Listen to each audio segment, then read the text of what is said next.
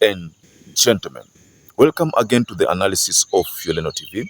I hope you well from wherever you're watching this channel.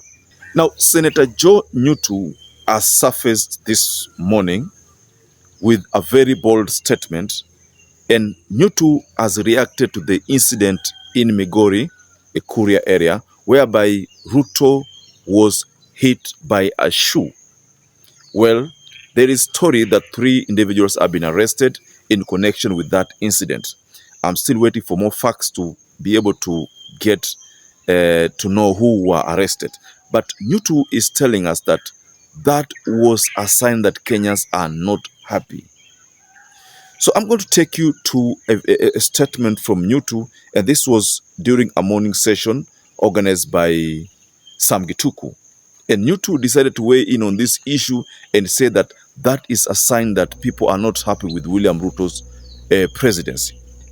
So first of all, before you get to that video, kindly support this channel by liking this video and subscribe to this channel if you're not subscribed before. And to our existing subscribers, I want to continue thanking you so much, because without you, this channel wouldn't have grown. So NYUTU, of course, we know that he is in Rigathi Gachagua's faction, the side led by Rigathi Gachagua. So because we know that that is his faction, it was okay for him to attack William Samoei Ruto. So I want us to look at the statement that NYUTU released, and then we get to dissect it bit by bit. But first and foremost, do you think that that incident of throwing a shoe at William Samoei Ruto is a sign that people are not happy with him? It has some meaning behind it. But first of all, watch this video. Even as we talk about the security of the president, I think it's also important for us to say that the president also needs to reduce car roof appearances. Because of course the security, you know, when the president, his security, when he's on car roof, of course I believe, although I'm not a security, I don't have a security background, I believe that it makes it very complicated even for his security to ensure that he's secure from, you know, from these crowds and any ill intentioned person that may be amongst the crowds. And so I think it's important, like I've said, that he reduces his car roof appearances, stick to the office, work, develop policies, you know, so that we feel him through through implementation of projects and, you know, the ideas that are brought to him by his very many advisors, and not through car roofs.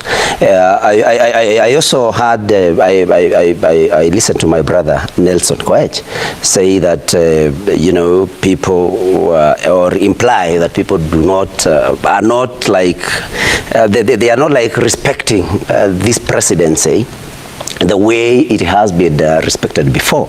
But I think we also have challenges. I think the president also needs to work on this, and I don't blame him, but he needs to work on it, because when you see the president leading the song Kasungu somewhere in Dagoretti, and you know, you also the seriousness of that office, you know, the stature of that office also gets affected.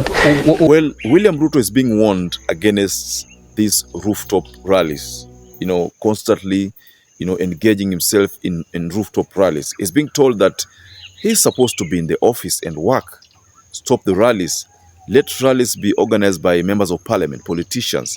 He should be a CEO. He should be in the office, you know, doing, working. That is a message from Senator Joe NYUTU, ladies and gentlemen. So do you think Ruto should stop the rooftop rallies and be in the office?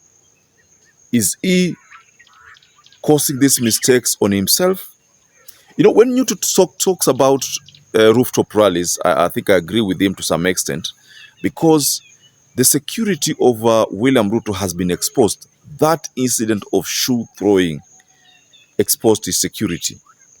And I think the fact that he constantly is on the cars doing politics, you know, launching projects, of course he's launching projects, I think that makes him vulnerable to such kind of incidences. That's why it was very easy for that individual who made that move of attacking him. He did that because he knew that it was going to hit him. Just take a look at this. Assume that was a bullet. Si tungekuwa tushia kupoteza rais for the first time, and then there would have been chaos in the country if that was a bullet. What if that was an arrow? Si angekuwa amedungwa pale. So that's why I think NYUTU has a point there when he talks about security of the president. Of course, NYUTU gave us an example of sometimes, I think, in the US, whereby Trump was shot, but luckily it did not injure him that much, but I think it was a left ear. I think Trump's left ear was hit. There was some blood there. So that was a threat to his life. But that person who did that was quickly arrested by the Secret Service. And then, like I told you, Macron also faced a similar incident, but his case was a bit different. He was slapped, you know.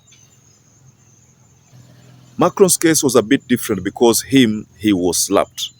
But if you look at the case of Trump, security yake was a bit breached, and that bullet would have hit him na angekufa.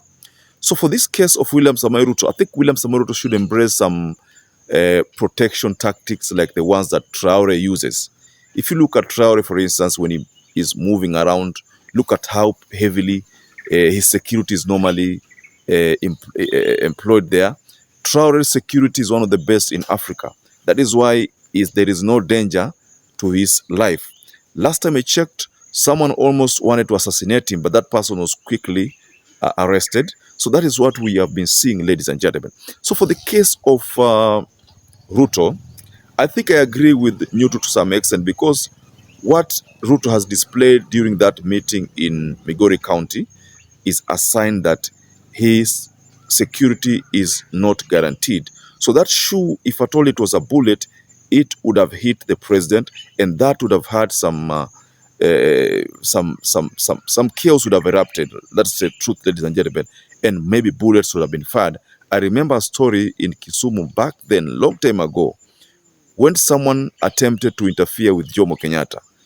People were there, some of them were shot. So we saw that incident. So that was also another issue about security. So I think NYUTU is telling William Ruto to be in the office and stop rooftop rallies. Maybe that is a point that Ruto should embrace. I think I agree with Senator NYUTU. I don't know about you, ladies and gentlemen, but just go below in the comment section and tell us what you think about that. So perhaps if you're watching this video and you've not subscribed, take 1 second and subscribe, like this video. Until we catch up again, stay safe and stay blessed.